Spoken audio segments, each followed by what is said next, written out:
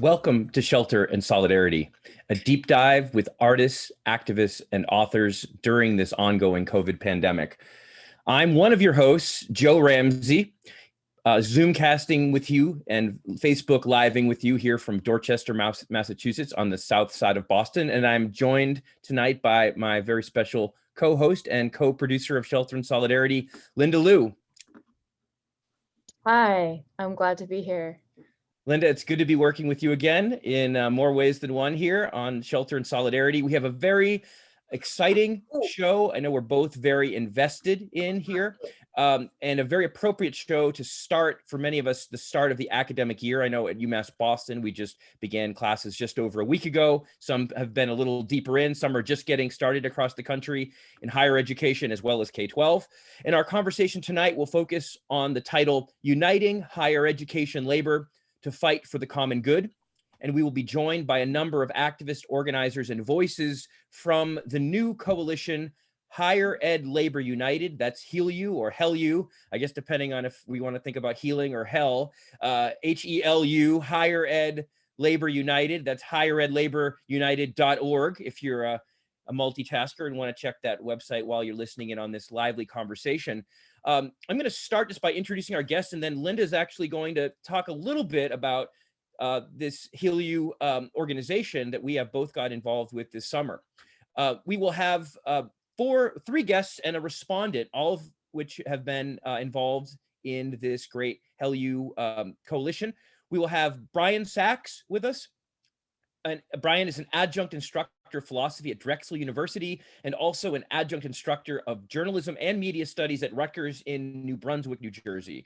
He also teaches philosophy at Rutgers Camden campus. He's pursuing a PhD in media studies in the School of Communication and Information at Rutgers, where he is also the vice president of the PTLFC AAUP AFT, the Union of Adjunct Instructors. He's been an adjunct for 30 years, teaching, get this, more than 350 classes across several disciplines and more than a dozen universities in that time. Brian, thank you for being here on Shelter and Solidarity. Thanks a lot for having me, Joe. Really appreciate it. Great. And as always on Shelter and Solidarity, on Zoom in general, right, we can only see people when we can hear them, or we can only, and that goes the reverse. If you are one of our live studio audience, please do keep your microphone muted. We will, around the hour mark, bring in all of you who want to be brought in into a conversation, a dialogue with our guests and among our Shelter and Solidarity community. Thank you for that. Our next speaker will be Kalina Sisankar. And please, Kalina, correct my pronunciation, as I've never said your name aloud before. Kalina has been an activist and a full-time professor at Gateway College since 2017, and before that was a part-time lecturer at Three Rivers Community College for 7 years. She holds a PhD in philosophy from the University of Connecticut with a specialization in mathematical logic, and I understand she's also holds a number of other union positions I don't have in front of me. If you need to add to that, Kalina, please feel free. Welcome to Shelter and Solidarity. Thank you. Glad to be here. Great. Our last guest, before we get to our respondent, will be Nicola Walters, an organizer, artist, public speaker, and teacher. She is a lecturer in the Department of Politics and the Department of Sociology at Humboldt State University, serving on the California Faculty Association's Board of Directors as the membership and organizing chair. Nicola is also the co-chair of the Labor Outreach Committee for Higher Ed Labor United. Nicola, it is so great to have you back here on Shelter and Solidarity. It's my pleasure too, Joe. Thank you so much. Terrific. And later in the broadcast, we will have Nicole Brown as respondent. Nicole has been teaching sociology as a struggling and exploited adjunct, her words, for over 2 decades. She currently lives in Chicago and, like many others, is tired of the status quo in academia and otherwise. She believes HELU brings hope and inspiration, and that the movement is going to create real change and bring true justice for many who have been suffering for years. Nicole, very glad to have you with us tonight. Thank you. I'm glad to be here. Terrific. Now we're going to hear from our guests, if in that order, if that's okay with you all, in just a moment. But before we do that, Linda and I thought we would just lay out a brief bare bones for those who are not familiar with the HELU coalition, and just share a brief personal comment, because we are far from neutral in this discussion. I will say we are certainly partisans in it, and just to share a brief personal note about why we think this show is so important and why this coalition is so promising. Linda, take it away. Okay, great. So I'm just going to give a very brief intro to Higher Ed Labor United, or HELU. Higher Ed Labor United is a new nationwide coalition of higher ed unions and organizations representing now over 487,000 workers across all job categories: adjunct, contingent, and tenured faculty, staff, postdocs, and graduate and undergraduate student workers. Made up of workers from small private colleges and large universities, as well as state and community colleges, HELU is united in the belief that we need a transformed higher education system that works for all and puts the common good first. After decades of hitting walls at the state level, where revenues are often scarce, HELU was formed out of the collective realization that we cannot depend on upper administrators and distant politicians to direct the fate of higher education. HELU is building a truly nationwide effort that's rooted in local activism and union organization, linking campuses and existing local and national unions to apply pressure at every level where key decisions are made that affect us all, from campus administrators and trustees to state legislatures and to the federal government itself. HELU has 5 main goals, and these are distilled from a more comprehensive, collectively authored vision platform statement, which is available on its website. So the 5 main goals are: invest in higher ed for all, free access to both 2- and 4-year public institutions, guarantee job security, a living wage, and the right to unionize for all campus workers, close the pay gap, pay workers the same wage for performing the same job, expand tenure to end the adjunct crisis. All faculty deserve job security and academic freedom, and cancel student debt, release students and institutions from crippling debt burdens. So that's a very brief intro to HELU. So HELU in a kind of nutshell. And before we turn to our guests for more, Joe and I just wanted to share a bit on what personally inspires us about HELU. All right, so I guess I will go first. So there are quite a few things that inspire me about HELU, so I'll just pick one. There's been a lot of hopelessness and disillusion and cynicism among higher ed workers with respect to being able to stem, much less turn, the tide of corporatization and labor exploitation.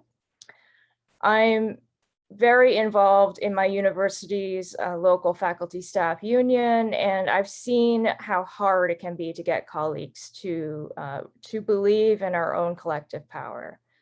Academics tend towards individualistic solutions to their workplace problems and sometimes don't even think of themselves as workers. But the energy and collaborative spirit I've seen coming from HELU organizers really gives me hope that higher ed workers do really have power and that we can really shape the future when we all come together. All right, so that's one of the things that inspires me. How about you, Joe? Thank you, Linda. Yeah, I agree with you. There's many things that are inspiring about this moment, and I'm going to really kind of focus on two, I suppose. And I'll just say this. I mean, I got into higher education or pursued this path, perhaps for, among others, two reasons, maybe naive beliefs, I suppose. One, the belief that ideas, inquiry, the pursuit of truth, the true, the beautiful, the just, can help change the world for the better, or at least reduce the ugliness and barbarity in the world in some way. And the second belief is that academia could be, or maybe was, maybe that was my naive take, a community of scholars and activists relating as equals in the pursuit of that truth. Both of those beliefs are, to say the least, threatened, blocked, contradicted by current and long-standing trends in higher education, from the privatization of the mission itself to the adjunctification and the expansion of tiered gaps between faculty members, let alone staff and students. So I'm just inspired to see a national organization coming together that, like HELU, that is addressing both, or aspiring to address both committed to putting the common good mission of higher education at its heart, and secondly, bringing together faculty, workers, grad and undergraduate students and workers under the banner of a commitment to equality, both in the process of organizing and in our goals for how we want to change the system. And with that, I'm just going to kind of turn it to our guests, those who everyone's been waiting to hear from, and ask them, starting with Brian. If you could, Brian, if you could, each of you, really, I'm going to send this question to the whole panel, and you can all refer to each other if you'd like. Take maybe no more than 5 minutes to make sure we have plenty of chance for follow-up and responses. But Brian, starting with you, and then we'll go right down the line as we introduced you. Could you tell us a bit about the work you do in academia, the struggles you faced in higher ed, and what you see as the needs of our moment? And within that context, why you think HELU is important for this moment from your perspective. Brian Thanks. Sachs. I'm glad to do that, Joe, and thanks again for having me. So I'll just introduce myself again. I'm Brian Sachs. I'm the Vice President of the Rutgers Adjunct Unit, PTLFC, AAUP, AFT. There's 3,000 of us about working at Rutgers in a given year. We're the largest public university in the state of New Jersey and one of the largest on the East Coast. So I'll talk a little bit about the situation for adjuncts at Rutgers, Joe, and then a little bit nationally, and answer your question about Higher Ed Labor United and why we really need it in this moment. When the pandemic hit 18 months ago, adjuncts were the first employees on campus to lose work. We were cut 20% across the board due to a punitive hiring freeze that the administration announced. I mean, literally just a couple of weeks after the pandemic hit. And this was done more or less prospectively, I should add. I mean, it's not even more or less. The feared decline in enrollments that were the pretext for the cuts never materialized in most departments, but we were still laid off. Making matters worse was the fact that many adjuncts had just worked tirelessly over that March spring break to convert our courses for remote delivery, and we'd done so for no additional pay. So we were in this truly odd situation of receiving emails of praise from university administrators for executing a pretty seamless transition to remote instruction at pretty much the same moment many of us were being told we would be reappointed, and haven't been since. And those of us who did remain to teach in fall 2020 were, a lot of us at least, were then sped up. We saw our course caps raised to levels that research shows does not serve students well. And this was done, by the way, so Rutgers could save pennies. I think I calculated the savings to be less than 0.1% of Rutgers' budget from laying off the 400 adjuncts that they did. It just seemed clear that saving money wasn't really the point. The point was we lacked job protections in our contract, and so we could be easily sacrificed, and we were. And it just seems like this is a crisis that top administrators weren't going to let go to waste. And so that's the situation at Rutgers. Nationally, adjuncts suffered losses that were less pronounced than those at Rutgers, but in line with what other vulnerable academic workers suffered. There was a Washington Post report last fall that noted that the lowest paid workers in higher education bore the brunt of the layoffs, which was mirrored in broader national trends. back at Rutgers, our staff union comrades in the coalition of Rutgers unions, those unions which have the highest percentage of Black and brown workers, suffered the brunt of more than 1,000 layoffs of full-time union workers that were announced. There was another report by the College and University Professional Association for Human Resources that showed in 2021, adjunct faculty experienced the greatest decrease in size by faculty group, a nearly 5% reduction in workforce. And I would just add to that it can be difficult to come up with accurate numbers to represent adjunct losses, since we tend to lose work in less decisive ways than just being handed a pink slip. So that might even be greater, that number. In any event, it's pretty clear that the pandemic has made our already precarious situation worse. We've been hit hard, but that's what makes the platform that Higher Ed Labor United has crafted all the more urgent. We have to push back against this crisis-fueled austerity and do it on multiple fronts. I think labor should lead the effort to reimagine the academic landscape in a way that ensures all academic workers are treated justly and in a way that ties the improvement of our working conditions to the financial and educational needs that students have. And it's really that linkage that's, if not the most unique thing, but it's certainly one of the things that makes our short-term goals that Linda talked about at the top really important. We need the conversion of our insecure teaching positions to tenured ones in order to ensure dignified working conditions. We need those adjuncts who don't win those new tenure positions we're calling for to have pay equity nonetheless. That's just a matter of basic fairness. And we need our fellow academic workers in all categories, whether it's maintenance staff, whether it's transportation workers, dining personnel, office workers. We need everybody to be insured a living wage with no exceptions. I think this fight should be across category and for equity along lines of race and gender and class and sexuality, nationality, indigeneity, age, ability, immigration status, for student and higher ed workers, all of that. This demand in our platform can't be in any way negotiable. And I think our vision document reflects that. So tying these labor provisions to the demand that students receive a free education at either 2- or 4-year public institutions is vital. This is the vision we want, and it's the one that we have to push for, I think, together. So thanks for that opportunity. Terrific, Brian. Really lay it out so clearly and so clearly anchored it in the experience that you've had at Rutgers. Kalina, next to you.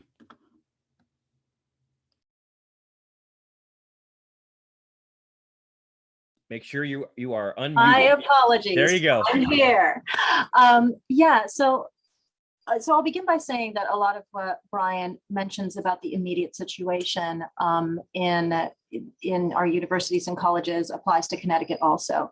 Our board proposed to get rid of a bunch of, just a few adjuncts and educational assistants, the people who staffed our own grad students even during COVID for what was supposed to be dire financial straits that we never actually encountered, while hiring highly paid administrators. This is the way that things usually go. So, that experience is shared with all of us. But as we know, what has gone on during COVID has just sort of been a magnifying glass for the state of higher education in general, right? And the way that we've been going for a very long time. I got into higher education and specifically for me, it was like public higher education was just this, it was uncontroversial. It was a good, it was always a benefit to every student, and what you were doing was heroic and noble. And we are getting to the point where that is actually in question, right? Because of the external conditions that exist around our classrooms. And it makes it so that those pressures and those conditions, the consequences of taking on the challenge of higher education for our students, make their way into the classroom, right? So, in the 60s, when we were excited about providing, let's say I work at a community college, providing community college or public higher education, it was possible for a student to work fewer than 100 hours, right? A month of 25, hour weeks at minimum wage and pay that full tuition. That is no longer the case. And when we look at what that does to education, it's not just that our students cannot take for granted that higher education actually facilitates liberation in the long term, that in fact it may lead to a form of indentured servitude in terms of paying back this debt, but it actually enters into the actual experience that they have in your classroom. It's not just that students are paying more for the same thing and suffering consequences down the line. It is that when a student takes on this kind of debt and this kind of risk, their engagement with education shifts, because so much is at risk, right? You have to be able to be vulnerable. You have to be able to fail, to learn. But you can't do that when you can't afford to make a misstep, right? So the very nature of higher education is being transformed by these outside conditions that we are constantly dealing with. So you cannot blame a student when they come to you and they just want to know what's on the test and what do I need to do to get an A, right? Because that's survival. Those are facts, right? You would love for us all to have the luxury of being able to really explore in education and grow in certain ways. And yet that's not afforded to all of us, right? So, there's education as a good in itself, that exploration and the consequences down the line. But it is still the fact, right, that a 4-year education does increase your earning potential, right? And it is still a fact that we want to be able to make that available to everyone. And there are different paths to that. I believe strongly in going through, there are many different paths for the 4-year, the 2-year, to the 4-year, whatever it might be. But there should be, if we're focused on really truly equalizing opportunity, we want to make all those pathways available, right? We want to make all those pathways equally available. And the reason that I worry about that is that we see that there are different sorts of students heading towards the 2-year path as opposed to the 4-year path, right? In Connecticut, you have students who end up in community college. For example, in our community college system, more than half of our students are Black and brown. Not so much at the universities. At the community college, there's a much larger percentage of our students are eligible for Pell Grants as opposed to the universities. And we want to make sure, just the fact of the matter is, while on paper you may say, well, you just want to hit the places where the people who need the most get the most, you also need to make sure that you are not, in essence, providing two completely different pathways to higher education, because so often it is the case that we end up ghettoizing one or the other, right? So as a person, I'm speaking here as someone who happens to be a tenured professor in a community college. But from the framework of thinking about a vision for higher ed that is truly about equalizing opportunity for all, I'm hoping for the broader vision that HELU kind of brings, in the sense of equalizing opportunity across the board for all pathways to higher education. And in addition, making sure that we understand that these labor conditions are not separable from the learning conditions of our students. They absolutely frame the conditions. The economic conditions of our students absolutely frame the educational experiences of our students and what they're able to actually receive. So, thanks. That's wonderful, Kalina. It resonates so much. I'm teaching a course on the 60s right now. And one of the things I told my students is that when UMass Boston opened in the 1960s, right, I asked them, how much do you think it costs to go to school? The answer is $100 a semester full time. Okay, $1,500 today with inflation, but it's actually $15,000 tuition in state, never mind out of state. And you make such a great point about the way that those economic conditions permeate the classroom, despite, whatever our enlightened pedagogy might be. not only the debt that hangs over their head, pressuring students to forego their passions to go after a more instrumentalized path of, you know, something they think will make money, but also the work hours they're putting in. I have several students working 40 hours a week, and more than half of that 60s class working 20 hours or more per week while taking a full course loan at a commuter institution. So anyway, I mean, I'm sure many of us on this call can share similar stories, but I think you hit the nail on the head there. It's just really powerful. This isn't just about the debt down the road, but the qualitative erosion of the very thing that we say we're doing and claim to want to do. And that we really want to do. That's just wonderful. Nicola, take it from there. I know, Nicola, you've been so involved in the HELU conversation, not only, you know, intellectually, but organizationally. You know, what would you add to the remarks of your colleagues and comrades? Thanks, Joe. You know, everything that Brian and Kalina are laying out there just resonates fully with the experience that I've had on a number of different levels. In the CSU, kind of thinking about that historical transition, you know, thinking about how things were in the 1970s to the present, we've seen in the California State University system, as our student population has gotten darker, the funding has gotten lighter.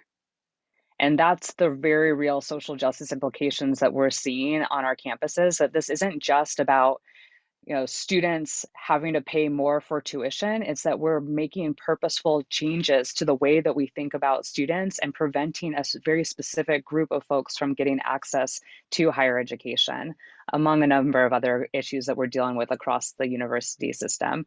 But just to sort of frame a little bit of how I come into this conversation, yes, I have been really involved with HELU from the beginning of things, but as a teacher myself, I, before COVID, was a community college associate professor in Northern California. My job dried up when COVID hit.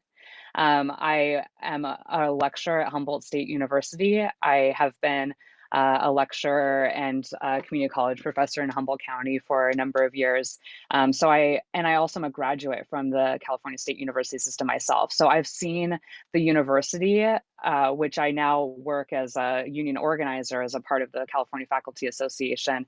You know, I've seen it from a lot of different vantage points. I've seen education in California from a lot of different vantage points. I've been a student, community college worker, also a lecturer, and a faculty organizer across all 23 of our campuses.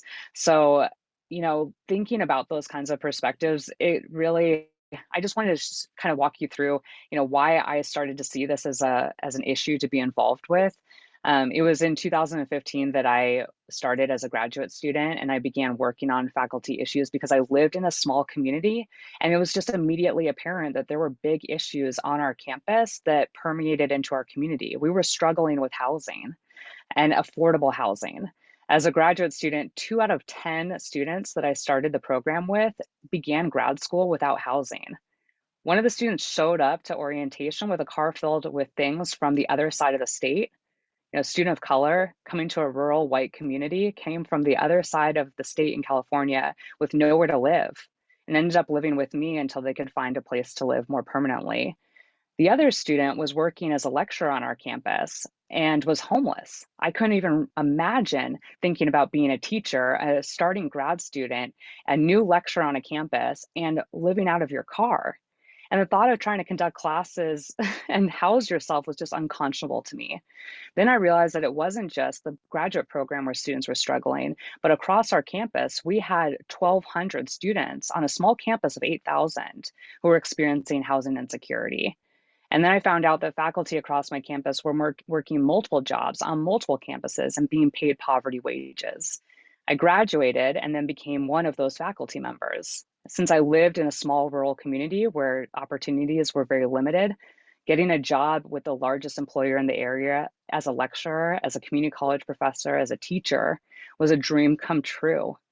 And I started working at the community college simultaneously, driving 2 hours across Humboldt to a rural area where I would teach on the Hoopa Reservation. So I taught a lot of students that were struggling to navigate access to higher education, from the onset.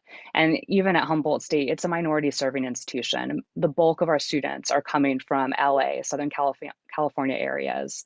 And so I was teaching on 3 campuses simultaneously, up in Hoopa, in Arcata, California, and Eureka, supplementing my income with gig work. I was building websites in my free time, doing content editing, and also working as a studio assistant for a local artist. I did all of these things without qualifying for healthcare. And when I joined the California Faculty Association, I realized that even though I was barely making it by, I wasn't alone. And I discovered that through my membership and recruitment work, where I was talking with colleagues, not just on my campus, but across the state, the bulk of us were lecturers. We were underpaid, unsupported, financially insecure, and denied the dignity of our profession. And the lecturers in my position were more likely to be women, more likely to be people of color, and they weren't just young folks starting their careers. They were folks who had been working for 10, 15, 20, 25 plus years as lecturers, waiting every year or every semester to see if they were going to be employed or shown the door, without barely any acknowledgement of their commitment to their campuses, their students, and their communities. And in the California State University system, this story is across every campus. We have 23 campuses, 29,000 faculty members. We are a large institution. And as Brian was illustrating for us, when COVID hit, it just took an issue that was already in crisis and just exacerbated it. When I did a survey of faculty on our campus, I found that 20% of our faculty, as soon as COVID's hit and they immediately started losing their jobs, not having classes for the next semester, that 20% of them lost healthcare or would lose it in a semester during a global pandemic. And so we started a push pause campaign to try to desperately hold the line on faculty jobs, because all of these things were just hypothetical, looking at the future, but not taking into consideration that we were also seeing major amounts of financial stimulus, shoring up any kind of financial losses that our university system was experiencing, and not even taking into consideration that the CSU was sitting on billions in surplus. So we weren't recognizing the very real fiscal realities. It was a convenient opportunity to cut workers and to ask for more. So, I have been looking at those kinds of experiences and stories for the last few years. And through sharing these kinds of stories, that's where Higher Ed Labor United started to take shape. We're all connected in our struggles. Our experiences may vary, but our stories echo across education. We are in crisis. And it's going to take all of us working together to transform higher education, not just for teachers, but for our students and for our communities.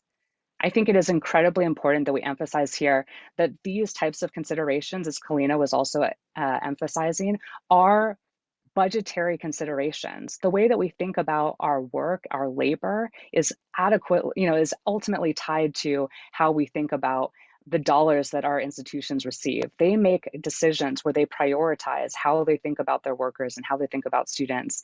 And so it's really been our push with Higher Ed Labor United to say, now is the time to talk about this.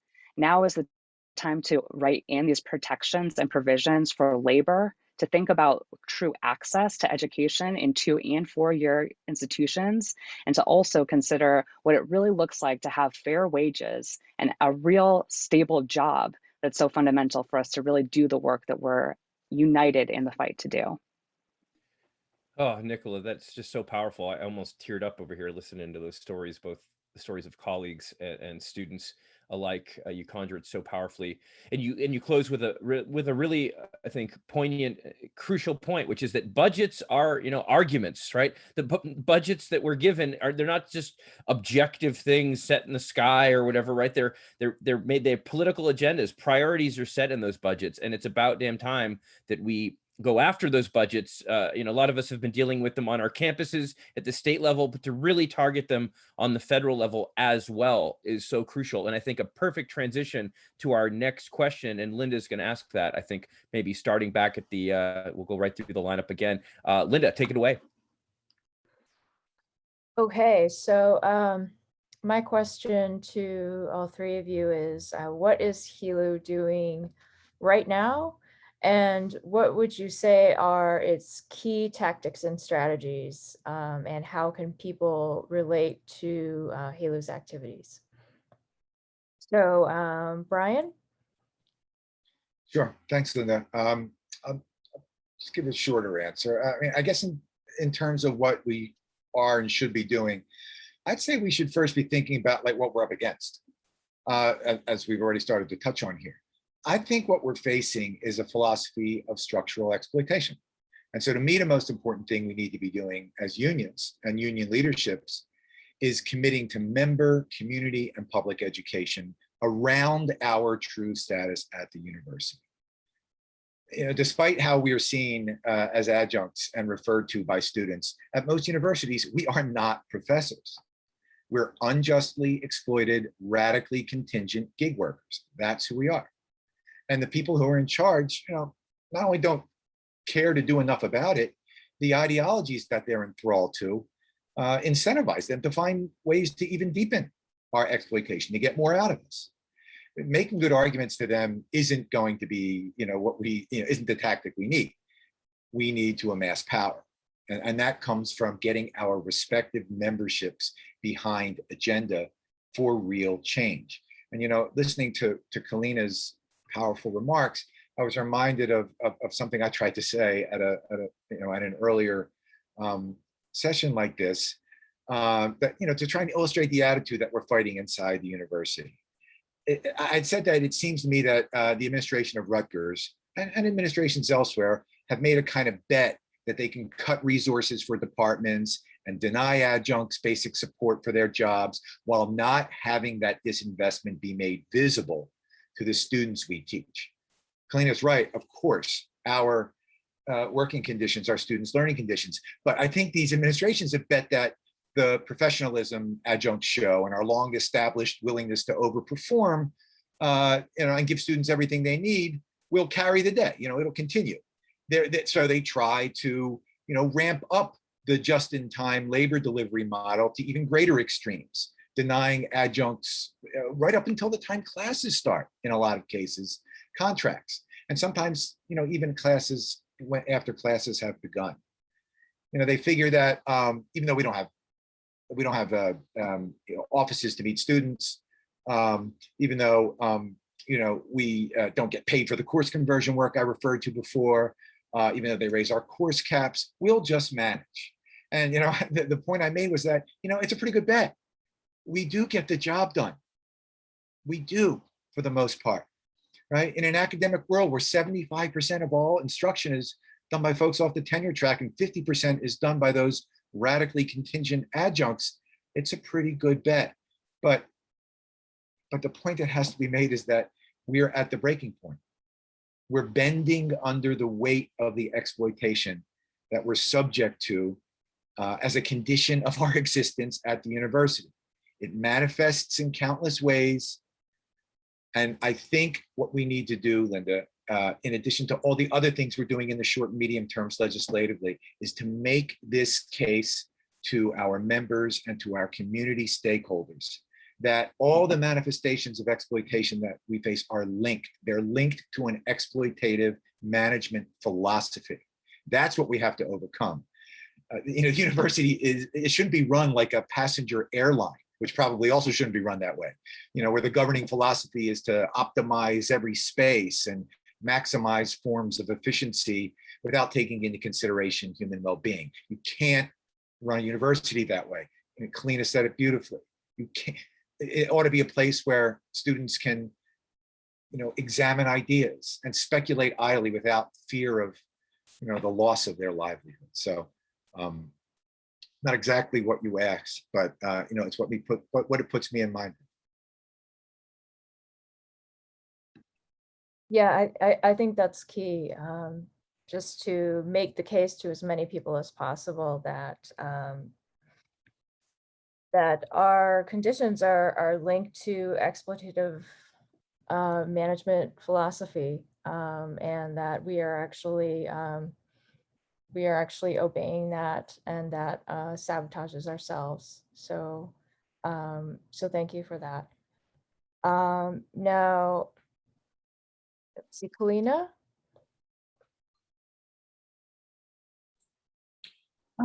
Yeah, so I mean, I guess I'll just kind of continue on with what Brian's saying, in just the sense that how deeply corrosive, right, this trend is, right? So we see, even at this moment, the folks who are most exposed on our campuses, let's say in terms of COVID, having to teach on campus and so on, are likely to be the folks who don't have the choices, are likely to be the people for whom we do not provide health insurance, right?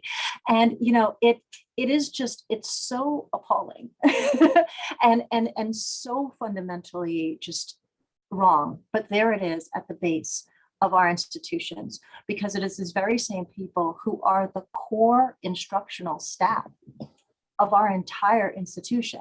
The word adjunct it shouldn't apply, right? An adjunct is to say that it is just some, addition to the core. But our adjuncts are the core instructional staff, right?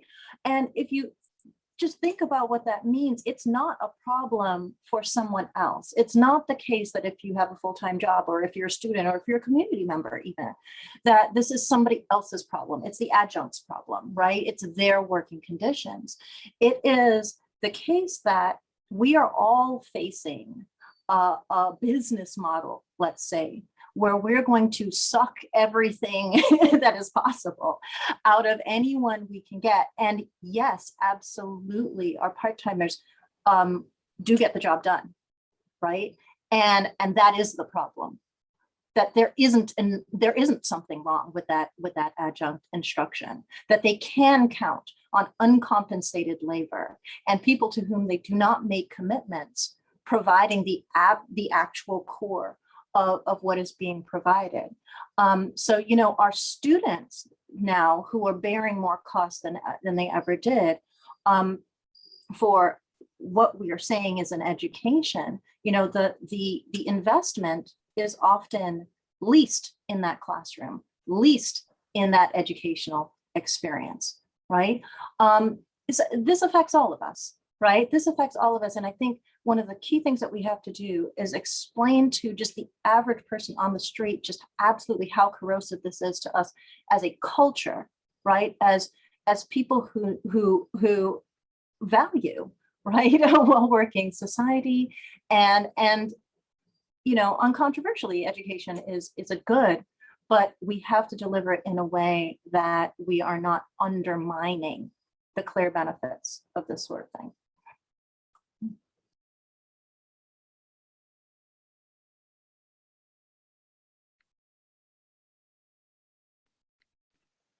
Maybe I'll jump in, Linda, and speak about what HELU is working on. I feel like you're going to kick it to me in a second anyway. So with Higher Ed Labor United right now, I've been really inspired by working with this group, because the organization that has happened in a relatively short period of time has been astounding. So just to let everyone know, I mean, we had a summit that happened July 7th and 9th, and that was bringing people together to come in, to come in union, in conversation around and create a vision platform that we ended up endorsing and supporting there at the summit itself.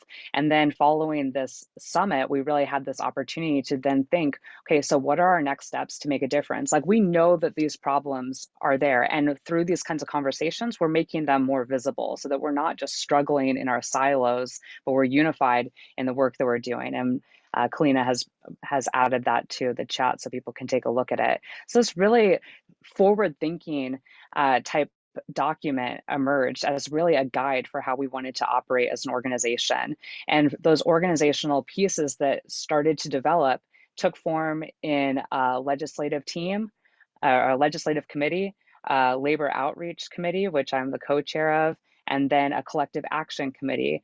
And I know that we have some of those other committee members here as participants in our group, Trent McDonald, and also looking at Marisa Chappelle. So, these kinds of, the type of work that our colleagues, and Joe Ramsey, shoot, you're also a co-chair of collective action. So, thinking about how we've been looking at trying to make moves on this, take this vision platform, the key points that were presented by Linda at the beginning of this conversation, and then put energy into actually seeing a transformation on a national level, we've been tackling it from those different vantage points or from those different types of lenses, looking at how we can influence things legislatively, trying to actually get our language into the bills that are looking at funding higher education, expanding it to include four-year institutions, that there need to be labor provisions included in that as well if we're going to be seeing any kind of money coming to higher education, and ultimately looking at that type of pay parity, the adjunct crisis that we have been experiencing, and try to resolve the struggles that our colleagues are shouldering, even though they continue to do the work that Kalina is painting that picture for us. You know, it's like we're continuing to serve our students because that's what we're there to do, but we need to also realize that like this work needs to be paid. It's not being compensated justly, and we're shouldering that exploitation. You know, that structural exploitation without really pushing back on it. So we've been doing tons of work through connecting with our senators, elected officials to put this into the national focus so that this can't be something that's like, oh, well, you still were able to make things work during COVID, we're good to go, but rather trying to change the national conversation so that there is this notion that we are actually experiencing a crisis. It's not something that just happened during COVID, but it's something that we've been experiencing and shouldering and need to see changes on right now. If we're at the breaking point, the urgency is there, and we're saying that that urgency is, you know, that the timing for this is now, and we need to see those changes now if we want higher education to persist. But then ultimately, you know, a lot of our organizing efforts can also be found on our website. If you go to higheredlaborunited.org, you'll see that we have on the front page of our website a pledge card where you can get involved. We are encouraging people who are unionized and non-unionized to sign on to be involved with this movement. You know, all categories of workers signing on to figure out how you can use the energies that you have to help to support this transformation. And we also have a toolkit. You know, we are always working on different schedules. Some of us have been back on campus for weeks now, others have not. But if you go to our top toolbar and you see the fall 2021 toolkit, it helps to sort of get the conversation going on your campus about what you could be doing to help us with this national work. So, you know, we have the links for the platform and the pledge there, potential actions, a cheat sheet on how to organize, and the list is exhaustive. You know, we really have a lot of resources there. That's all a testament to the hard work of this group and the collaboration across these committees to make this something that is not just, you know, something that we talk about and prescribe some of the solutions that we see, but are making real efforts to change and transform higher education in, you know, a very real fashion. That's terrific, Nicola. And I think, I mean, we're going to actually share a slide a little bit later and at the end of the show, perhaps as well, with numbers people can call to put pressure on key senators, legislators right now in your state and beyond to make sure that this language, which we've been told has been picked up by some important folks, the Sanders office and others, and really amplify that call and get this, get some of these labor provisions in these federal bills where they cannot be ignored by these institutions in the way that they might otherwise be.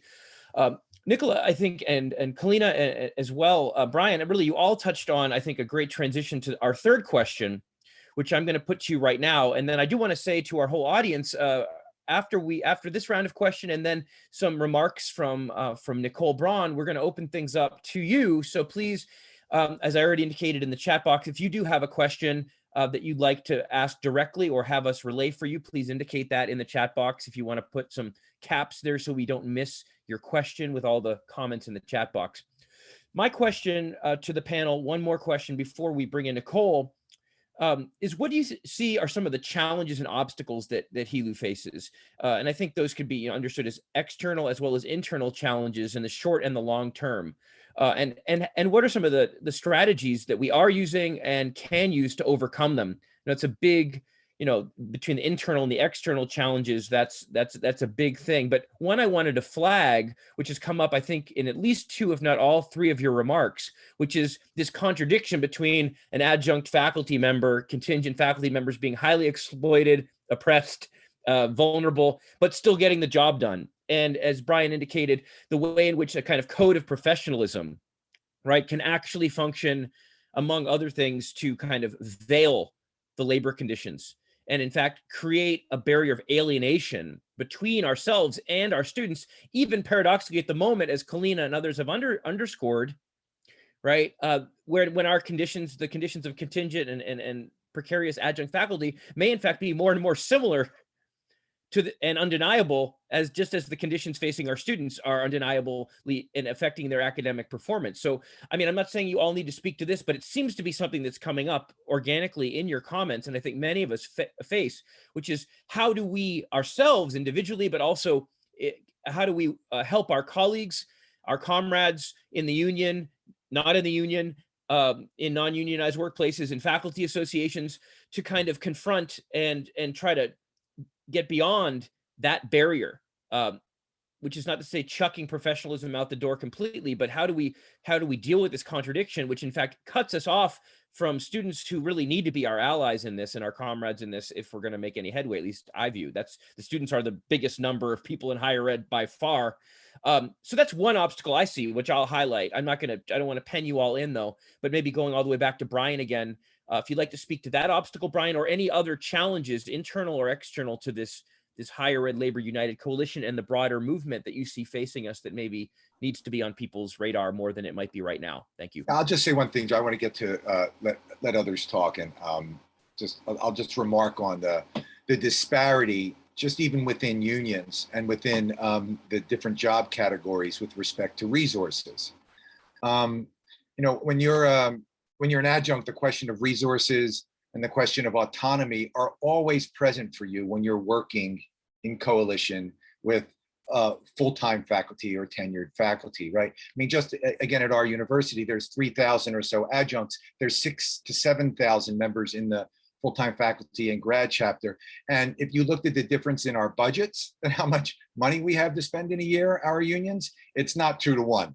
Put it that way. It's not 5 to 1 or 10 to 1 either, right? There's a great resource disparity, and that disparity plays itself out in terms of, the number of staff that can be hired, the number of initiatives that can be supported at any one time. We adjuncts are constantly stressed and strained in terms of resources to meet all of the demands of our members and to redress the problems that we've already raised here. At Rutgers, we're lucky to have a sister faculty union, full-time faculty and grad union, that understands this disparity, right? And understands the need for our union to remain autonomous and have our own voice. Having said that, it remains a challenge in coalitional spaces. It simply does, right? The resource disparity is something which needs to be figured out so that, again, the exploited adjuncts, the less voiced workers at the university can be on a footing as equal as their more resourced partners who are all, working with them for the vision we all want to realize. Thanks so much, Brian. Kalina? Sure. I mean, in terms of challenges, like united coordinated action is just always hard, right? I think it was Brian who said, this is not something that you reason people out of. This is a matter of power.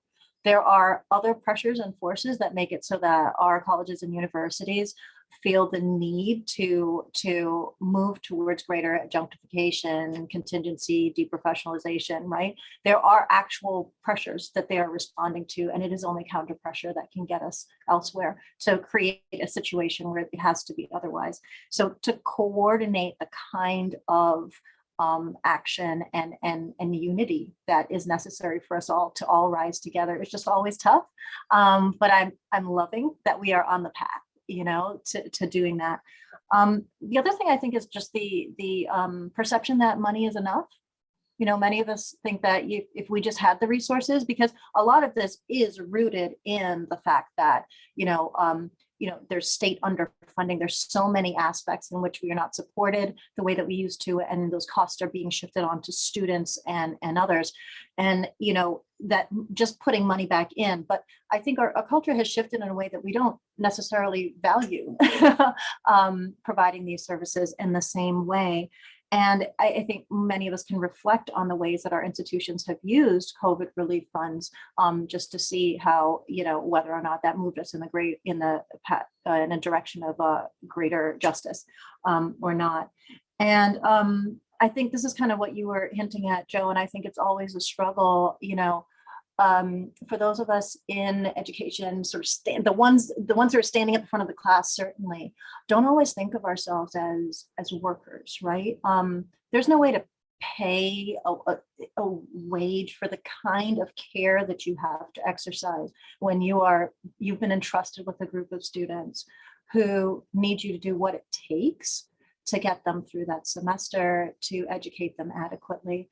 It's a real responsibility that you take on.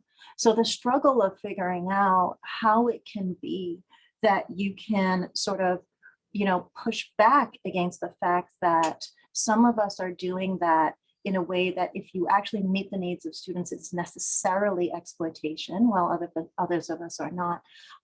While doing, you should not take that on if you're not willing to do that. It's a hard kind of balance to row. And the fact is, no matter what, we are all so privileged to be in that position at all, right?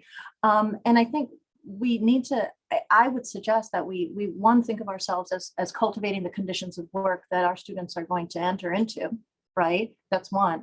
And two, understanding that maybe part of it is simply precisely what we were talking about before, which is educating our students about how to shift things in the direction that benefits all of us together, right? But I think for me, those are like the three greatest, I don't know how to deal with them. Yeah, the real challenges, right? Real challenges. I mean, my own experience is that, is that when I do let students in to the story of the university, how the sausage is made behind the curtain, whatever you want, overwhelmingly, at least at a place like UMass Boston, the experience is positive. I know Joe Barry and Helena Worthen in their recent book, their new book, Power Despite Precarity, used the analogy to coming out of the closet, right? From the kind of gay liberation movement, that it can feel that way, right? When to like come out as an adjunct or a contingent or whatever. And that's challenging, but I mean, just for all those who may be listening or watching and considering this, I do feel like my own experience, I mean, I know everyone's situation can be different in different ways, it's been really inspiring, right? To hear students identify with that struggle, and it actually creates a basis for solidarity that includes the course content, at least in the fields I teach, but also, transcends it and leads the basis of some kind of comradeship that goes beyond the classroom. And I don't know, I feel like we definitely need more of that. We definitely need more of that. So thank you all for these powerful comments. We're going to bring in Nicole Braun right now as a respondent who has some questions to build on and maybe comments to build on what has already been said. And then we're going to open it up we're going to actually run a short little video and slide to reinforce to everyone on this live conversation and everyone watching on Facebook and everyone watching it later, some very concrete things you can do right now and in the next week, and things you can share with your union, your faculty association, your colleagues, your community, to help amplify this HELU call right now. There is money, the future of billions of dollars is being decided, trillions even, decided as we speak. And we need to have our voice in that conversation as well as on our campuses. So please, take notes and take action coming out of this conversation. But before that, we have Nicole Braun. And Nicole, so glad to bring you into the conversation on shelter and solidarity once more. Well, thank you so much. So speaking of notes, I have about 5,000 pages so far. And I've also put together, like I said earlier, just a lot of questions that adjuncts specifically have about the movement and, to get more clarity, because there is some distrust, I would say, to put it mildly. But the one thing Joe said at the very beginning that I want to emphasize is that when I went to college and then graduate school, I thought I was going to be surrounded by people and we were going to be talking about ideas and making social change. And I assume, and this was a very long time ago, that I would move from sort of, poor single mother into a tenure track position. And, that was sort of the dream. And the dream is so gone. The dream is so gone. But one of the things that I notice is that a lot of people, and especially students who are coming from more working class or poor backgrounds, aren't aware of the adjunct or contingent situation at all. So, you know, we start talking about, oh, there's an adjunct who's homeless, or there's an contingent worker who's in line to get food stamps, or they're struggling. It's hard sometimes for people in the larger society to have, it's like a disconnect that they've been socialized so deeply to think, oh, professor, like upper middle class. So when I'm thinking about that, and then I'm thinking about the things that we talked about, the truth is that, we're in a huge economic crisis in this country. I did a research project about a year ago, and it looked at all the students across the country who are either food insecure and or housing insecure. And we know a lot of adjuncts are as well. So I guess I'm sort of wondering what we can do to sort of address the situation that so many people are in. It's hard to even focus on organizing if you're wondering where you're going to, live, for one thing. And it's also, really there, and this is sort of like off the top or off that subject, but there's a lot of concern and tension between full-time tenure track faculty and contingent workers, understandably, because a lot of times full-time faculty have a lot of power over adjuncts and contingents to hire them, to write evaluations. The other day I was just talking to a colleague that I work with in California. I teach at a college in California, and she's an adjunct, and she's really out about talking about the contingent issue with the full-time faculty. And we're in the same unit with the full-time faculty, but the full-time faculty, she said, were sort of like laughing at her. They're not even taking the issue seriously. Like they see, oh, like I'm going on sabbatical, so I'm just going to take this contingent person in, but oh, now my class got cut, so then I'm going to go back and take this person's class. And so I guess I'm wondering, how can we build like a community of solidarity or a culture of solidarity when academia is such a competitive, individualistic culture overall? I mean, from my personal experience. So anyway, I just threw that out. I have 5 million more questions, but if anybody wants to respond to that, that would be awesome. Thanks. Thanks, Nicole. That's really powerful. Let's kick that back to the panel, and then if folks would like to respond to that or anything, as well as other things that have been said between each other, let's do that, and then we'll start to bring in the Q&A. Thank you, Nicole. Brian, do you want to speak to that? So Nicola, Nicola a chance if she wants to go. Just unmuted. Go ahead, Nicola. Sure. I wasn't sure if I need to raise my hand or jump in, but, we're all kind of in the same boat collaborating in this conversation. So I don't feel, any kind of, impact if other people want to kind of like pick up and help out in the spaces where I go. But I just, I think that one of the big struggles kind of relating back to the question that really frames Nicole's contribution is that, we are doing something where we're organizing in a multifaceted system that's deeply fractured. And so in my union, with the California Faculty Association, we're a wall-to-wall union. So we represent librarians, lecturers, coaches, counselors, faculty across the board. And that means that we really don't see this kind of division of union resources, but we still have the same kinds of conversations about how we unify in our struggles to work on issues that are maybe affecting us in different ways.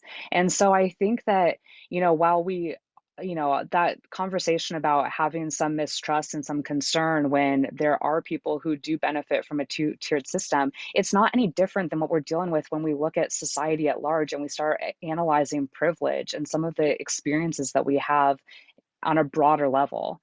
That line is kind of like a false space, it's like really, when we are organizing with CFA, we're talking all the time about how there are specific issues that connect us as parents, and how we might be approaching a conversation about parent relief during COVID is a unifying issue for us, regardless of what your position is.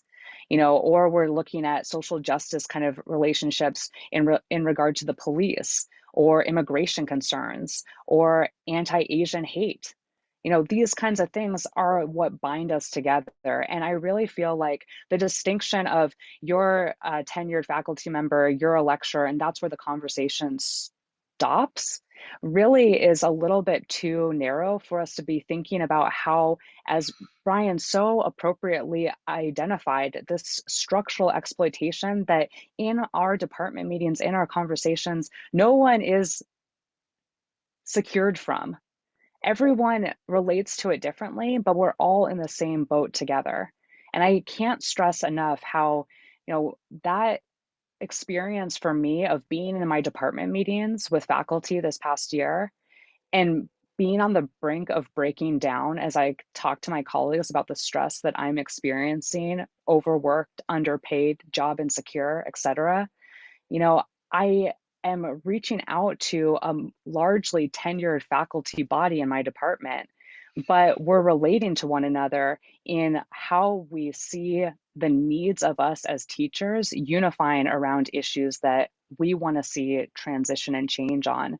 So perhaps the urgency isn't the same. I'm not going to pretend that my colleague who's making 4 times my salary, 6 times my salary, has the same kind of financial insecurity issues that I have. But if we stop the conversation at you're tenured and I'm adjunct, and we don't realize that we're all bounded in a deeply fractured and problematic system that needs to transform, we're not going to get there. And that's why HELU is not just, I saw some comments from the chat, thinking about blue collar, pink collar workers. We're also incorporating healthcare workers that make up a large part of our campus communities across this country. We're also talking about social workers, childcare, a lot of people who are involved with a variety of different disciplines that all intersect in higher education. And that's why it's not just, oh, I'm this discipline and this is what an educator looks like. We are multifaceted. We look like a lot of different people. We are connected in a variety of different ways. And we ultimately are pushing for something that's not going to just address our economic considerations, but pave the way for us to have a system that is social justice focused and realizes the very lived conditions that our colleagues around us are experiencing. And that's what I really want to emphasize as HELU's kind of guiding force. This isn't about just economic adjunct, tenured, this and that. Like, this vision is about a system that really supports each and every one of us, grad workers, postdoc, staff, undergraduate students, where it's one fraction of the conversation lies in adjunct tenured faculty, but that's not the whole picture. Is it okay if I say one more thing? Sorry. That's wonderful what you just said. I guess I'm wondering how to address the rage after years of sort of being like a contingent worker. How do we talk about that in a way that is productive? And also, what is your perspective on a national strike? Do you think that everybody walking out would be a good idea? So anyway, I'm finished. Those are my questions. I have lots more, but I will be finished with that. Thank you. Nicole, as we were saying before the show, I would love us to actually talk about following up with some of those questions and doing a follow-up show on some of these important issues as, part of working through these and building this struggle. Really value your contribution. Brian or Kalina, would you like to speak to some of the issues that Nicole is raising before we move towards a broader discussion with all of our live participants? I wouldn't mind speaking to just a small portion of it, and it is the sort of the distrust. And I think, did you use the word rage, Nicole? Yeah, I understand that, and it's so difficult when you have folks in close proximity with each other, and one group is significantly more privileged than the other, right? But I think the thing that we have to remember is that we are all collectively suffering from the same conditions, and the source of the problem is not our comparative deprivation or privilege. It is a structural issue that starts well beyond us. So the fact that we are even smashed in together in this way, the fact that my contract may obligate me to take someone else's position away from them in that semester, and at the very last minute, knowing that they have nothing else, and there's nothing for me to do, right? I mean, I think when you put people in harsh conditions, and that is where we are, right? Higher ed has been under attack for decades now. We don't have the level, even those of us relatively privileged within this space are still not, it's not the level of sort of esteem that it used to have. There's not that level of security, you know, full-timers but losing their jobs like crazy, right as COVID hit also, right? So we are in such close proximity. And we also have to understand that we are as secure as our most exploited worker, because I am easily replaceable by a couple of much cheaper adjuncts, right? We're in this together. And so I hope that we keep that focus of understanding that we're going to have to rely on each other to attack the structural problem. That is not that sort of interpersonal one where we are stepping on each other's toes, because that's just the way we've been mashed together. I hope that's, yeah. Brian, would you like to offer a comment? I can't really improve on what Nicole and Kalina said. They said that better than I would. Powerful comments. I mean, I'll just add one brief thing, and then I think we can go. Seren has a great video, I think, queued up for us to help us all take an immediate step right now, in addition to this, just plunging in and processing this conversation. And it's just one thing is that in addition to being in the same boat in terms of the university, and we have heard about tenured faculty at institutions being laid off during this COVID pandemic as well.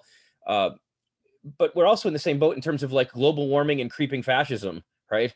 And militarism. And I feel like, I mean, maybe this is too pie in the sky, but to the extent that, as speakers on this panel have made clear, you know, that the only way in which a university can ever potentially live up to its, you know, this fantasy of being a progressive bastion, an anti-fascist bulwark against the creeping reaction in this country and the threats to the planet, and actually activate knowledge for social change, is if we take seriously the working learning conditions, you know, identity and dialectic there, right? And it's like, I'd like to think that some tenure track folks, even if they don't see their economic interest is identical with their adjunct faculties, and there undoubtedly are some tensions, maybe if they actually are at least the social justice minded faculty, you would think, right, could see that, you know, if they want the students to actually have a chance to learn this stuff, they need to work to reduce class size, right, and so forth.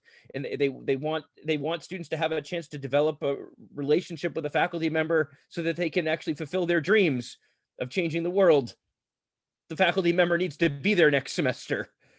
So, I mean, that's one of the things about HELU anyway, and I encourage everyone to read that platform, because it's not only focused on the immediate demands, the job security, and this crucial stuff we're talking about a lot today, but it's also about the need to commit to an anti-racist university, to decolonization, to fighting climate change. And I think we could probably build, on that as our coalition develops other community campus links.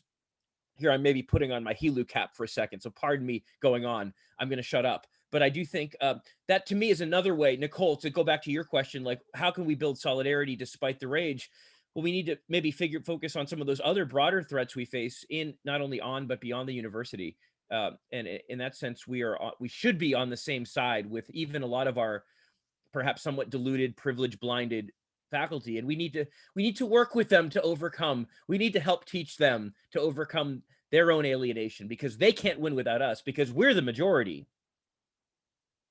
Their power really can't be much beyond moral persuasion without the real numbers on the campus, just as we need our students to really magnify our power, I would argue. All right, enough from me. We have some great questions in the queue that are going to be coming up. We got Juliana, Brett, Benjamin, Ben Stork, Trent McDonald, and others. But first,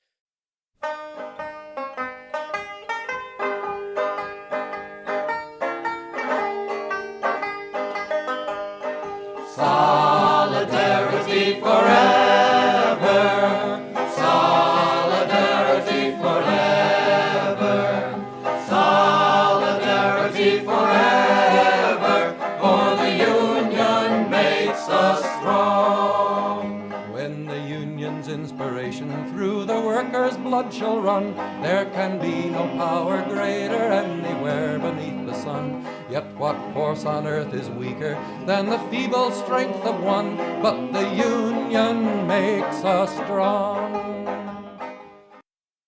there are people to call right now. Senators in Washington Washington that need to hear from us, and as well as the gatekeepers in the Democratic Party, where there is some interest in this, in moving some of this language. I'd like to actually welcome our first question, comment, really maybe actually following up on that video. Trent McDonald, who's been a really core member of the HELU Coalition on the organizational side, on the legislative side, on the really on the just the nuts and bolts as well as strategy side. Trent, I wondered if I could welcome you into the conversation to just offer a few thoughts, whether it's a question or not, to just kind of hammer home maybe some of what the strategic logic of HELU is right now. You talk about a vertical and a horizontal strategy. I wonder if you could let our listeners and viewers in on that, and reemphasize that before we go to perhaps after that, Brett and Juliana, and then Brett Benjamin. Trent? Do we still have Trent with us? He's there. All right, Trent, make sure you're unmuted. Yes, sorry, there was a mechanical hang up. I couldn't unmute because of the host. Good to see you, Trent. We've been on the phone a lot, but I didn't know what you look like. So there you are. Welcome. Really? I've never seen you. All right. Well, hello, everyone. Greetings from St. Louis. I'm an English PhD candidate at Washington University in St. Louis, and organized with the WashU Undergrad and Grad Workers Union, or WUGWU. And I have been, as Joe very kindly said, and working with HELU over the past few months, and then just wanted to give praise and shout outs to Kalina and Brian and Linda and Nicola and Marisa. I think I saw Becky earlier, and regrets to anyone else I didn't say for all the hard work that everybody else has been putting in. That's why I put the work in too. But the short of it, I threw some links in the chat, is that in America, our labor movement is uniquely divided. When we talk about a labor movement, it's quite often wrong, right? In fact, it's several.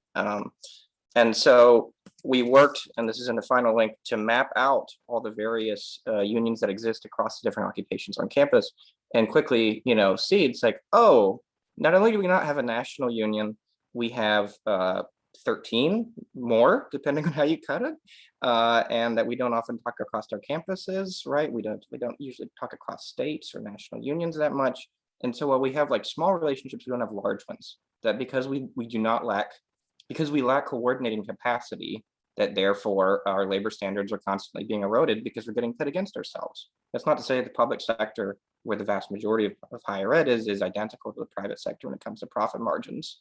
There are significant differences, but nevertheless, that the corporate managerial strategy that's only been drastically increasing over the years has managed to put us against each other, as well as many of the other great divisions in this country across lines of race and gender and sexuality and immigration status and so on and so forth, right? But you don't beat, divide, and conquer any other way except unite and fight, right? That's the only way that's ever done it. And so in other countries, as I threw in the chat, a bit about the Nordics, where they introduced the solidarity wage principle to work to compress wages so that you don't have the intra-class divisions as significant. And then that first link is an article I wrote a bit about the subject too, why we should be thinking about sectoral organizing. That's just a theory and my own share of what I've written kind of piece. How we're moving going forward, of course, is you don't just say, okay, we're going to coordinate nationally and do it. There has to be that tight structure. There has to be that tight policy platform. And so we did that work. And then how are we going to put it into motion? But by, as Joe was emphasizing, a sort of horizontal organizing strategy. So state by state by state. So just to take California, where we have the most unionized workers in this country still, right? And still there are millions within that state. You have the American Federation of Teachers, you have United Auto Workers, you have National Education Association, you have Service Employees International Union, you have Teamsters, you have Communications Workers of America, with thousands upon thousands of workers, American Federation of State, County, Municipal Employees, AFSCME, and that we have to bring them all together and then work to move, right, the legislators within that state. So thinking about terms of, forget about those occupational differences to the extent that we can as a tool of separation. It's not to say we never want to deal with those problems, but for this narrow, specific, short time frame, think about how we're going to move together, how we're going to achieve unity through struggle. And then also that vertical organizing. So across those 13 national unions, how can we bring all the locals together where we're not a majority in any of them, not even close to a plurality in any of them, except for the American Association of University Professors, that higher ed is so split up. But nevertheless, if all the locals come together and say to the national union leadership, you need to prioritize us right now. We pay millions of dollars, right? We get you good press. We're loyal members. We're happy to wear the colors, but we need you to show up right now to work to end this crisis. And so that's where the true power comes. That's where the true strength comes from, is that mass unity to move the decision makers, that we don't have a ton of institutional power. Some of us have a lot of structural power, but a lot of us only have to rely on associational power. But associational power is enough when you build enough people behind a unity of vision, as we're working to do. And so in particular right now, states like Washington, New Hampshire, Virginia, and New York, right, are the really crucial senators that need to be moved, just because of the makeup of the Senate and the committees where the $3.5 trillion Build Back Better Act is heading right now. So if you have any friends, family members, or you yourself live in those states, please prioritize getting the word out there right now to the senatorial offices. And we have plenty of talking points to give to folks. Was that enough of an overview, Joe? Yeah, I mean, that's great. I think that's great. I mean, also, I mean, I think people should, take down, maybe Trent, I don't know if you're comfortable putting your email in the chat box, but certainly people can reach Trent and others, Nicola and others. I mean, pretty much everybody who you've heard from is involved on the email list, at least. Higher Ed Labor United at gmail.com will get you to the coalition, but also Trent just did add his personal email. And I think there's more strategy discussion to be had. But I think one emphasis is also just the importance of attaching labor provisions to budgetary items, right? I mean, that's maybe the obvious point that also needs to be underscored, right? Is that there is huge amounts of federal money that goes not just to public institutions, but to private institutions as well, right? Private institutions really aren't that private when you start to dig beneath the surface. I know a friend of ours, Jason Pramis here in Boston, wrote a great article called UMass Cambridge, exploring, which you should find at Dig Boston, exploring all the money that Harvard gets from the state, and yet doesn't seem to have to live up to certain public standards of conduct with respect to how it treats its workers. So, I mean, I think there's some really interesting strategic thoughts in this HELU coalition, and we're just getting at them. Trent, did you want to add a brief point before we move on to Juliana and then Brett Benjamin? Yeah, go ahead, Brett. Go ahead, Trent.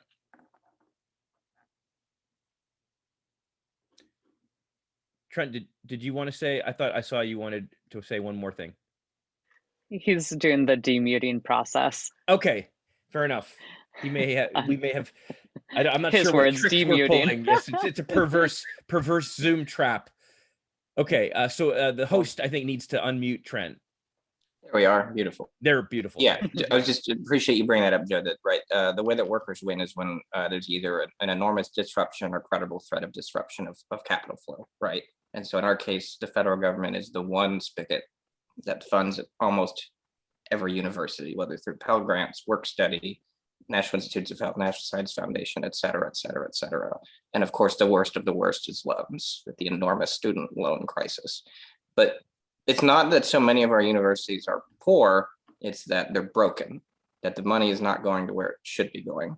And so the logic goes that if we assemble our strength in numbers and either disrupt or threaten to credibly disrupt, right, or credibly threaten to disrupt the capital flow from the government to the universities, that's where we can raise labor standards by attaching strings so that we don't have non-living wage paying jobs, we don't have job insecure jobs, that we don't have as much of a debt crisis, that if we publicly fund universities as they do in many other advanced capitalistic democracies and have a true labor floor as they do in other advanced capitalistic democracies, but we lack, that's how we can work to strive toward better things.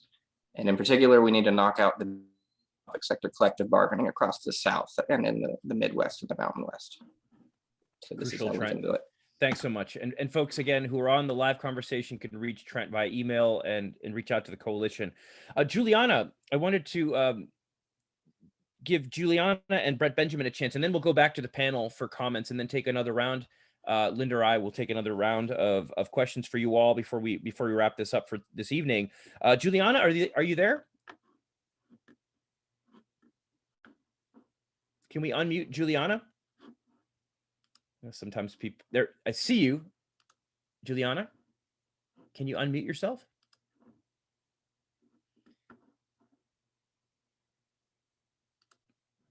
I am asking you to unmute. Juliana, there should be a little button where you can unmute yourself. You seeing it? There you go. All right, great. We have Juliana. Juliana Barnett, what's your question or comment? Yes, hi. Thank you. It's a really great initiative. Very good to hear. I am interested. I've been a union organizer on campus in the University of Maryland with AFSCME, Local 1072, and other work on university campuses, but with blue collar and pink collar workers, secretarial and other kinds of staff, and with groundskeepers and the housekeepers. And I'm just wondering about the ways that that HELU is directly working with them, and also with the community. Karen, who's also on this call, and I have also done, there's been at times with kind of ups and downs, a community movement to working with workers movement for justice on campus. It's a very corporate oriented campus, University of Maryland. And so just a little bit about how HELU is encompassing those, those bodies of people. Terrific question, Juliana. Let's take Brett Benjamin's comment question, and then we'll go back to our panel for some comments on all these great points. Brett? Hey, thank you. I'm Brett Benjamin. I am a member of UUP, United University Professions. This is the union that represents academics and professionals across SUNY, State University of New York. I've been a past president of my own chapter and a bunch of other things, and I'm currently the chief negotiator on our contract bargaining process with New York State. So I guess because I'm thinking in contract terms, I'm sort of neck deep in it right now. It struck me that one very concrete thing that HELU might be able to do, and it goes along with the sort of list that Trent just sent around, is to really try to itemize some of the key provisions that are in existing collective bargaining agreements as a way of really highlighting places where gains could be made. I mean, I know in our last round of negotiations, we spent a ton of time going through other unions' contracts to try to pull language that might be helpful for us. And I recognize that this is super tricky because we all negotiate in different frameworks. Our union is negotiating with New York State. Others are negotiating at a campus level. There's a whole series of differences that privates and publics and all sorts of things. But if we had a kind of repository of contract provisions, especially around contingent faculty, especially around what I heard some of the interesting language about student debt. Sorry, I live in a downtown and we have police cars going by all the damn time. Student debt, racial justice, like the sort of thinking about incorporating some of the language around bargaining for the common good into higher ed union agreements. I would love to see a kind of repository of some of that work and be interested in participating as well as a way to help each local, when they're in the process, have access to the resources that might give them, leverage in their own bargaining situation. Sorry to go on so long. That's terrific, Brett. Really, really important stuff, and I love that you're not just offering an idea, you're volunteering to help make it happen, which is the best kind of idea. All right, back to the panel. There's a lot. We have the blue pink collar worker question from Juliana, Brett's question and offer, as well as the earlier comments from Trent. Back to the panel. Who would like to speak? Just jump on in if you'd like. I could say something for a second about building coalitions. When we're doing our work in California with CFA, a lot of our work also does rely on building relationships with our worker federations or other organizations, specifically in other industries. And so we do show up at the strike line when healthcare workers are on strike in our community. We do show up at the strike line when there are grievances in industries like even the cannabis industry in Northern California. You know, we are workers, and helping people to understand those relationships really helps to embolden our work too. Because when we do, like, so we're in contract negotiations right now with CFA. So we are right in the process of trying to figure out how we do bargain for a better contract, something that will put those pieces, Brett, that you're identifying that you want to see in contracts in other spaces as well. We're right on those front lines. And we know that when we start asking for financial increases by our for in regard to our contract, it means that we go to the strike line. Or in the last situation, the day before the strike line was to be enacted. And so when we prepare for those kinds of things, we have to think about where our areas of support are. And we do so by building our consensus, achieving consensus mobilization within our institutions, but we also do so by getting our communities to recognize the needs that we have too. And I really think that ultimately, our work as laborers, I've had so many conversations where I've been in these kinds of labor federation type meetings in this past year, trying to talk about what was specifically happening on my own campus, but seeing that doesn't just stop on a campus issue. I mean, if we did something like what Nicole was suggesting and we're organizing a nationwide strike, we would be reaching out to our partners broadly as well.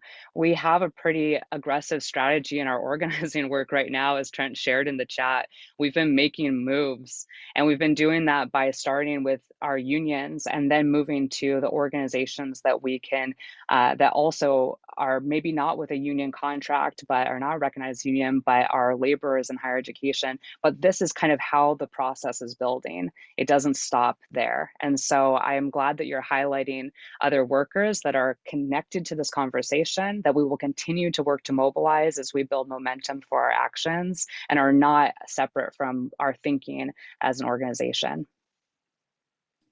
Thank you, Nicola.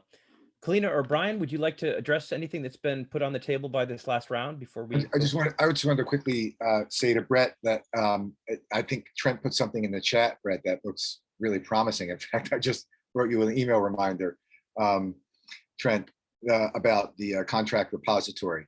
Glad to contribute to that, and also would love to access it. And I'm sure many others would here too, Brett. So make sure you note that, Brett, to get in touch with Trent over that. Terrific. That sounds like a great. And I'm happy to help out with it too, Trent or Brett. Yeah, and I know our marketing team at UMass Boston would love to be reading it too, and as well as contribute. We have some good language, I think, that could benefit a lot of contingent faculty around the country, though there's plenty of work to be done. Kalina, do you want to? I know no obligation, but would you like to take a stab at anything that's on the? No, I think we're in a good spot, and I agree. That repository would be extremely helpful. Terrific. All right, hat tip to Brett Benjamin. Let's make it happen. All right, Linda, I think you got the next batch of questions coming up. We're gonna take one more batch, and then we'll just ask, as we have crossed the 8:30 mark, we'll ask our panel to address questions and also just make a closing remark, perhaps. I mean, maybe long-term vision, inspiring thoughts to leave us with, or guiding words to keep us grounded. Linda, who do we have in the queue? All right, so in this next round, we have first Ben Stork, then John Morris, and then Kira Mudliar. So Ben, what's your question?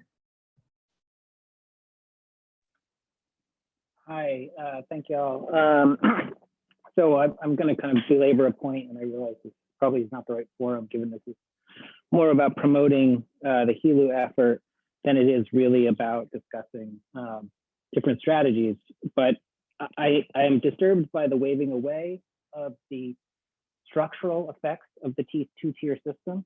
That is, it seemed as though structure was being invoked such that it stops at the departmental door, as opposed to structuring from throughout the entire system, right? It's a structure that runs throughout. And so for all the right calls for unity, it strikes me that in these discourses, and not only in this space, but in most academic labor spaces, the people who are asked to unify are the people at the bottom. And that seems like a really weird labor organizing strategy, to ask those at the bottom to continuously identify with those who hold power over them. And that's evident, for instance, in the holy grail-like status of tenure, right? Where we see very clearly, I think from any analytic position, that tenure is vestigial. That is, its role largely functions for management, not for labor. And yet consistently what we're asked to do is to rally around to protect tenure. I mean, this is clearly evident in the legislative efforts, right? The dictate of 75% tenure line teaching, right? Threatens employment for contingent faculty, and in fact promises to worsen the conditions for tenured faculty. So I guess the frustration I have with many of these moves, not only just putting aside that I think that legislative efforts are problematic in a certain fundamental way when it comes to labor politics, but that we are continually asking those on the bottom to identify and fight for those who actually hold power over them. I'm never clear why it isn't the other way around. Why isn't it that there's constant pressure on those with power to fight for those with less? That strikes me as a sort of core principle of social justice and more specifically labor organizing. So I know that that's kind of this is not the appropriate forum for that, but that's sort of what was on my mind. So take it as a comment, feel free to respond. Okay, thank you, Ben. And I'm going to take the next two questions before we go to our guests. So John Morris, what's your question?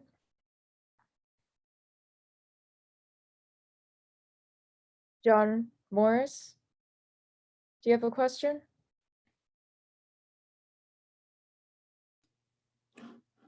John may have hopped off. I don't know if we can verify his presence right now. He posted earlier and he might not be with us. So maybe we should, not seeing John, we should perhaps move to the next one. All right, so we have a question from one of our co-producers, Kira Mudliar. Kira? Hi, Linda. Thank you so much for letting me join the queue here. So I have a question to all our speakers. So I know that the PRO Act, which is a piece of legislation that's meant to introduce meaningful, enforceable penalties for companies and executives who violate workers' rights, that's supposed to expand workers' collective bargaining rights, as well as strengthen workers' access to fair union elections. We heard about the PRO Act nearly 6 to 8 months ago, especially when the whole union drive for Amazon was happening in Bessemer. And we know that it didn't pass in the last few months, but now it's in the reconciliation bill. Can I ask, how will the PRO Act, or how would the PRO Act affect the HELU's organizing?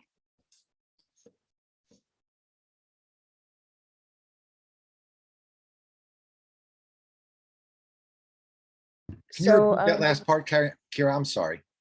I was writing sorry to ask. Can you repeat the question? No worries at all. Yes. I'm just wondering, how would the PRO Act, another part of pro-labor bit of legislation that's right now in the reconciliation bill, how would that affect HELU's organizing or promote it?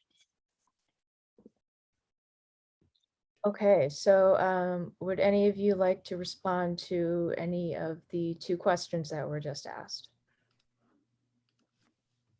Trent, do you want to jump in? Hey, wonderful question, Kira. The PRO Act is a wonderful piece of legislation, but it only reforms the National Labor Relations Act, which has nothing to do with public employment, which is the vast majority of our universities, right? I'm at a private. I very much want the PRO Act to make my job a lot easier, but for our many colleagues at the publics, need to show up for them, and that they've been, by far the leaders of the effort. And so it's sort of it's like a sandwich, right? It's in addition to rather than a substitute for. And so in particular, we want to link, again, the federal funds to protecting the right to organize and bargain for the publics, particularly across the South and the West, as I mentioned earlier. In addition, a number of the PRO Act provisions have been stripped down so that they're only about money because of how the Senate bizarre rule system is under reconciliation. So we're for it, just in addition to the work we're doing.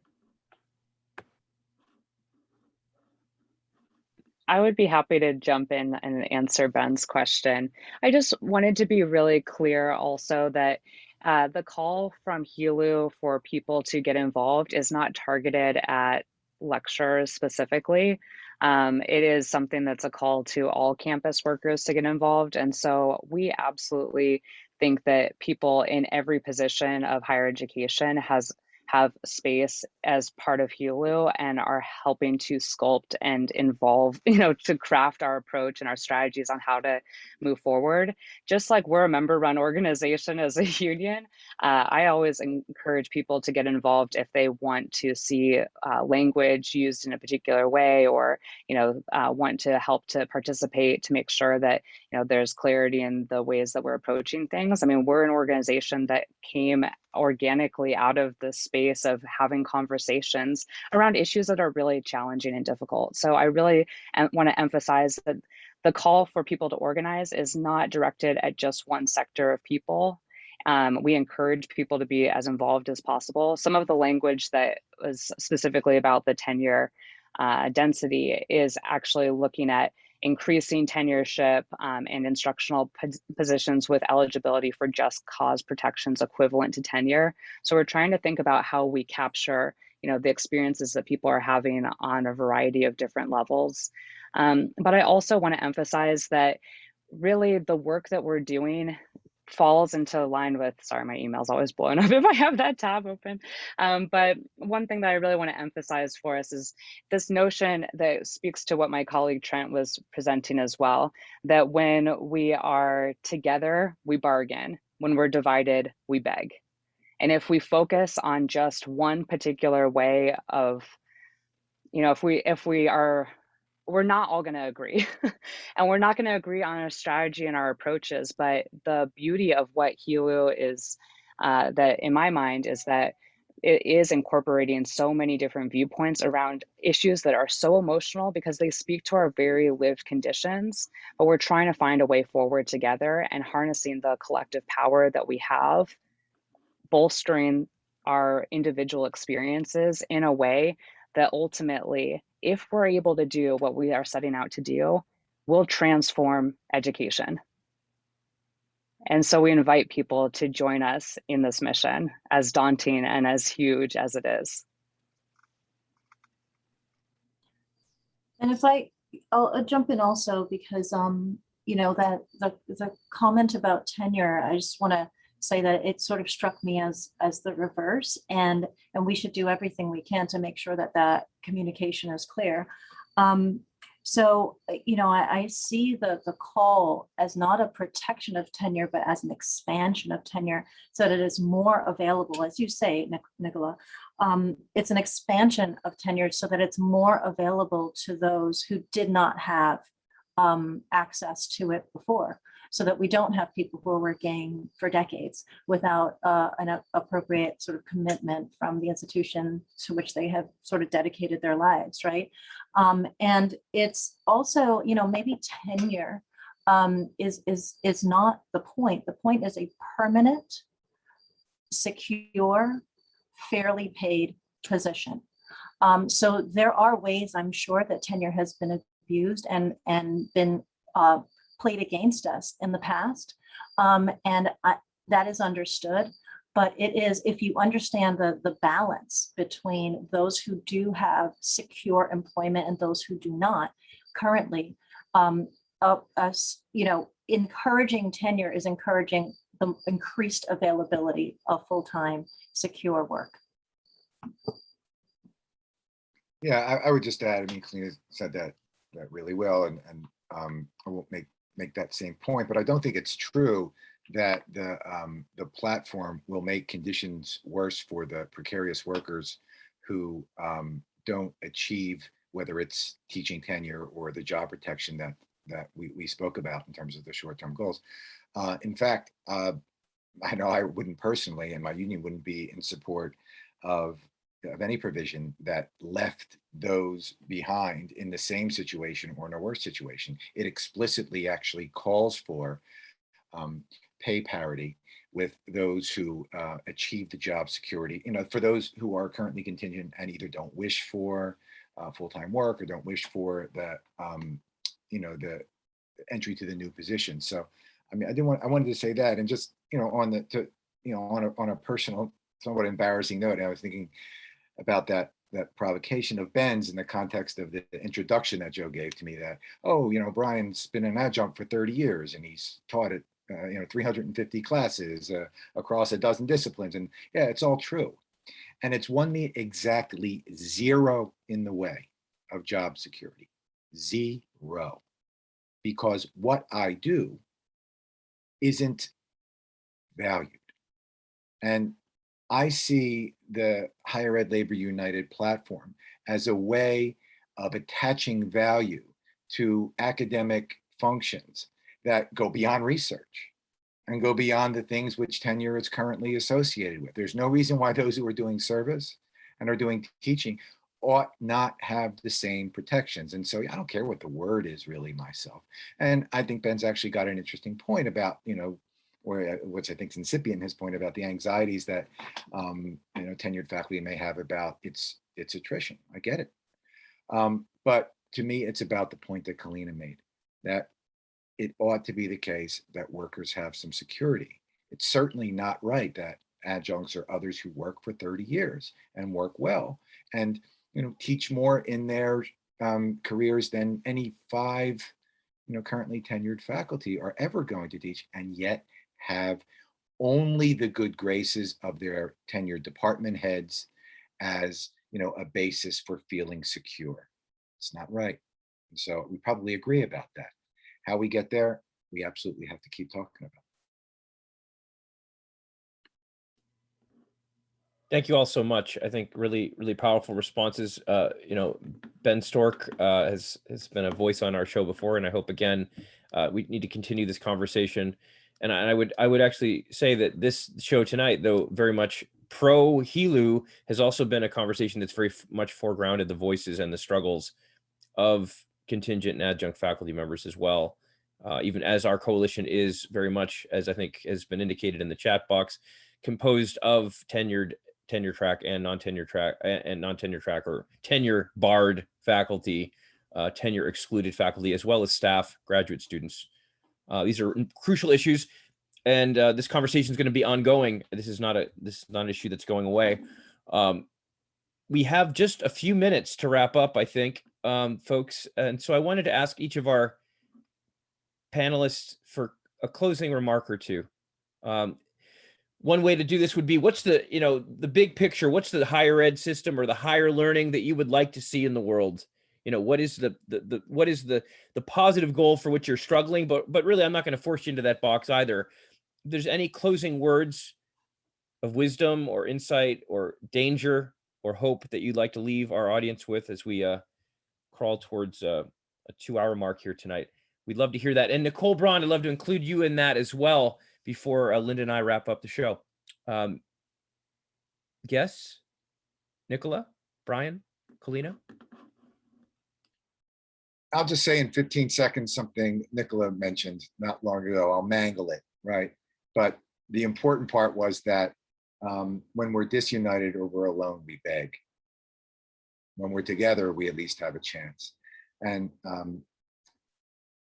I want our adjunct union at Rutgers to be not just advancing our lot, but advancing the lot of staff workers and others who face real dangers in this time of pandemic and thereafter. And so we've got to figure out all the points of connection that are available to us and firm them up. So I really appreciate being asked to come tonight, Joe. I'd love to come back anytime to talk about related issues. Awesome. We'd love to have you, Brian. It's been a pleasure. Kalina or Nicola? In the same vein, I mean, I think that's the core point, right? There's so many things in the world that could be so easily solved if we could unite, focus, and act together. And you know, HELU is creating this wonderful vehicle for us to do that in this case. And it's such a clear cause, right? It's such a clearly valuable cause, and you know, it's an opportunity to refine that skill and then face the next thing. So. Looking for it. Powerful. Nicola, and then I guess Nicole will get the last guest word. Well, it's been a pleasure being here with everyone. I've really valued this conversation, as I always do when we come and talk about something that's so close to my heart. But I just wanted to sort of offer one thing that I was able to say during our meeting earlier this week with Senator Padilla's office here in California. What we're looking at right now is we don't have a good system. It's not a good system, but it's a system filled with good people, and that's why it works. And I really feel like what we have presented with HELU right now, the resources that have been developed, are a way for you, regardless of where you are, to take that conversation and apply it in your respective spaces. There are resources for how to start the conversation, to talk about some of these difficult questions that may be building on your campus, undoubtedly are a part of your campus community. You know, there are resources for the pledge, you know, how to get involved, how to help us with the work that we're doing. There's ways to get involved with the committees that we were speaking about earlier. There are ways for us to work on this together, and it's going to take all of us. So please check out the website, higheredlaborunited.org. Know that this is a place where we are constantly compiling avenues for people to take this and apply it and build on it and really start to create the kind of change that we want to see.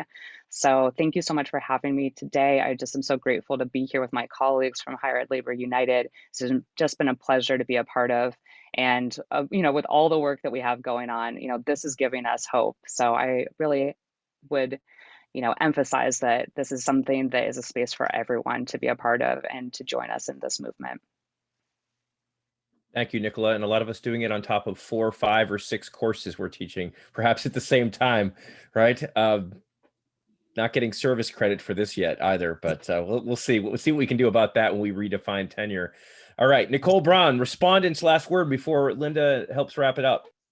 Yeah, well, I think, you know, the idea of hope that Nicola just brought up is super important. I mean, that's one of the reasons why I feel excited about the Labor Summit in the beginning. I mean, I sort of, you know, logged onto it. I signed up and logged onto it just to see what's going on. You know, these are issues I care about, but I left like feeling so inspired. And I, you know, as an adjunct, you know, I do feel rage, and I feel like, you know, I've spent all these years, and, you know, you know, the drill. And I'm glad Ben asked the questions that he did, because I think those are conversations that we should have more, and that we should have more often. And I know everyone's exhausted, and so I really appreciate the time that everybody has, you know, taken to like create like this vision, to have the conversations, to talk about the hard issues, and to continue talking about the hard issues, because some of it is really painful. But you know, what I really was drawn to about HELU was that it was really process oriented. That, you know, even though it's very focused, and then I just felt like really inspired the fact that people were talking about contingent labor, talking about the greater good, talking about like not reproducing race, class, gender, sexuality, like inequalities in the movement. I mean, all those things, I think, you know, speak to me as somebody who really cares deeply about social justice. And, you know, as a sociologist and just as a human being, I care greatly about not only higher education, but just the state of the country and the world. And so, you know, I love talking about, for example, eradicating student loan debt, because it's such a prison for so many people, and it has been for years. So I'm going to just look forward to having more conversations, and I hope everybody also gets some rest and some downtime, because I know every educator that I've talked to is exhausted. So that's all I have to say. Thank you. Thank you, Nicole, and to all our guests. Really moving, and words of wisdom there. We do need, this is a marathon, not a sprint.